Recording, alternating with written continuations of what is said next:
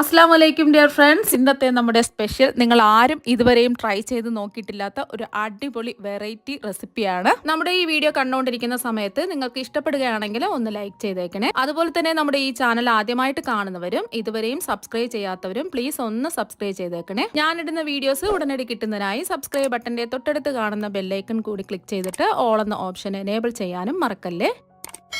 ആദ്യത്തിന് ഇതിനായിട്ട് ഞാനിവിടെ റോസ്റ്റ് ചെയ്ത കടലയാണ് എടുത്തിട്ടുള്ളത്. ഇനി കടലയുടെ തൊലിയൊക്കെ ഒന്ന് മാറ്റിയെടുക്കാം. ഞാനിപ്പോൾ 250 ml കപ്പിന് 1.25 കപ്പ് കടലയാണ് എടുത്തിട്ടുള്ളത്. ഇതിന്റെ തൊലിയൊക്കെ മാറ്റി വരുമ്പോൾ കറക്റ്റ് 1 കപ്പായിട്ട് കിട്ടും. അപ്പൊ കടലയുടെ തൊലിയൊക്കെ മാറ്റി എടുത്തിട്ടുണ്ട്. അളവ് കപ്പിന് 1 കപ്പാണ് എടുത്തിട്ടുള്ളത്.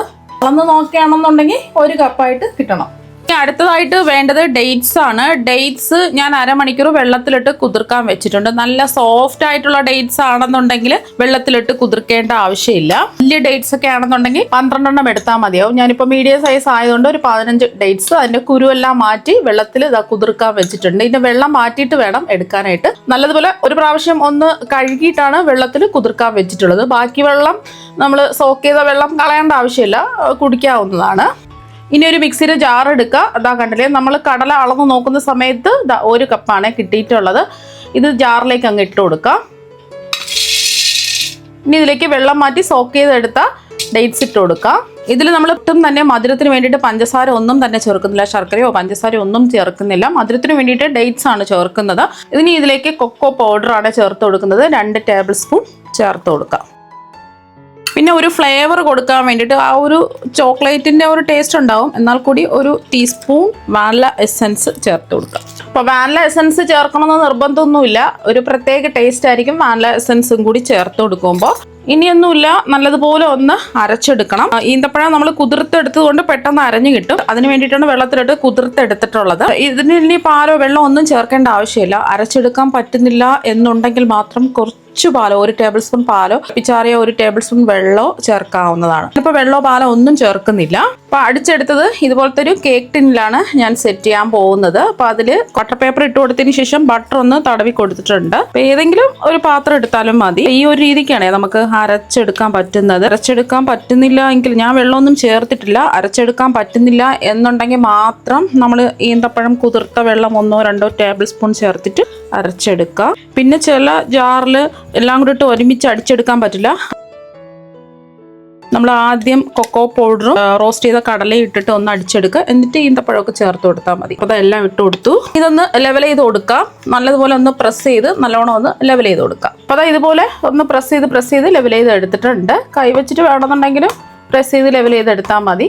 ഇതിവിടെ ഇരിക്കട്ടെ. ഇനി കുറച്ച് പണികളും കൂടെ ബാക്കിയുണ്ട്. അടുത്തതായിട്ട് വേണ്ടത് ചോക്ലേറ്റ് ആണ്. ഞാനിപ്പോൾ 100 ഗ്രാം ചോക്ലേറ്റ് ആണ് എടുത്തിട്ടുള്ളത്.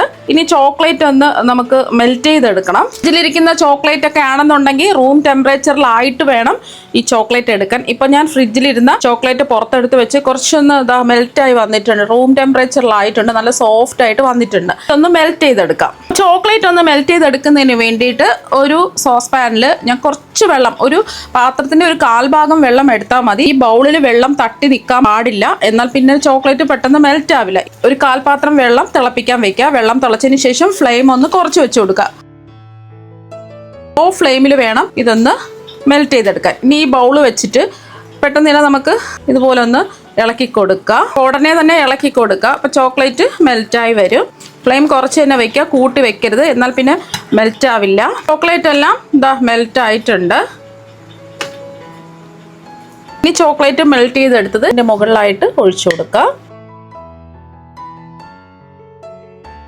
അപ്പോൾ ഒന്ന് ലെവൽ ചെയ്ത് എടുത്തിട്ടുണ്ട്. ഇതിന്റെ മുകളിലായിട്ട് കുറച്ച് നട്ട്സ് കട്ട് ചെയ്തത് ഇട്ട് കൊടുക്കാം. ഞാനിപ്പോൾ ബദാമും പിസ്തയാണ് ഇട്ട് കൊടുക്കുന്നത്.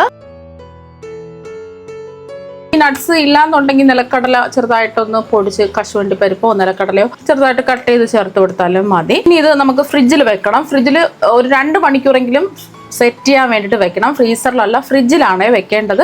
2 മണിക്കൂർ ഫ്രിഡ്ജിൽ വെച്ച് ഒന്ന് സെറ്റ് ആയതിനു ശേഷം എടുക്കാം. അപ്പോൾ നമ്മൾ 2 മണിക്കൂർ ബ്രൗണി ഫ്രിഡ്ജിൽ വെച്ച് സെറ്റ് ചെയ്ത് എടുത്തിട്ടുള്ളതാണ്. ഇനി ഈ ബ്രൗണി കേക്ക് ടിന്നിൽ നിന്നും പുറത്തെടുക്കാം. കേക്ക് ടിന്നിൽ നിന്നും പുറത്ത് എടുത്തിട്ടുണ്ട്. അപ്പൊ ഇനി ഇതൊന്ന് കട്ട് ചെയ്തെടുക്കാം. ഇഷ്ടമുള്ള ഷേപ്പിൽ കട്ട് ചെയ്യാം. ഈ ഒരു ഹെൽത്തി ആയിട്ടുള്ള ബ്രൗണി തയ്യാറാക്കാൻ വേണ്ടിയിട്ട് പഞ്ചസാര വേണ്ട, അതുപോലെ തന്നെ ശർക്കര വേണ്ട, പിന്നെ പൊടിയായിട്ട് മൈദയോ ഗോതമ്പ് പൊടിയോ ഒന്നും വേണ്ട, എണ്ണയോ ബട്ടറോ മുട്ടയോ പാലോ ബേക്കിംഗ് പൗഡറോ ഒന്നും തന്നെ ആവശ്യമില്ല. അതുപോലെ തന്നെ ഓവന്റെ ആവശ്യമില്ല, നമുക്ക് ബേക്ക് ചെയ്യേണ്ട ആവശ്യമില്ല. പെട്ടെന്ന് വളരെ സിമ്പിൾ ആയിട്ട് തന്നെ നമുക്ക് ഹെൽത്തി ആയിട്ടുള്ള ബ്രൗണി വീട്ടിൽ തന്നെ തയ്യാറാക്കി എടുക്കാം. അപ്പൊ നല്ല രുചികരമായിട്ടുള്ള ഒരു ബ്രൗണിയാണ്, കുട്ടികൾക്കൊക്കെ എന്തായാലും ഇഷ്ടമാകും. അപ്പൊ നിങ്ങൾ എന്തായാലും ഈ ഹെൽത്തി ആയിട്ടുള്ള ബ്രൗണി വീട്ടിൽ തയ്യാറാക്കി നോക്കുക. അപ്പൊ തീർച്ചയായും നിങ്ങൾക്ക് എല്ലാവർക്കും ഒരുപാട് ഇഷ്ടമാകും. അപ്പൊ നമുക്ക് മറ്റൊരു വെറൈറ്റി വീഡിയോ ആയിട്ട് വീണ്ടും കാണാം. താങ്ക്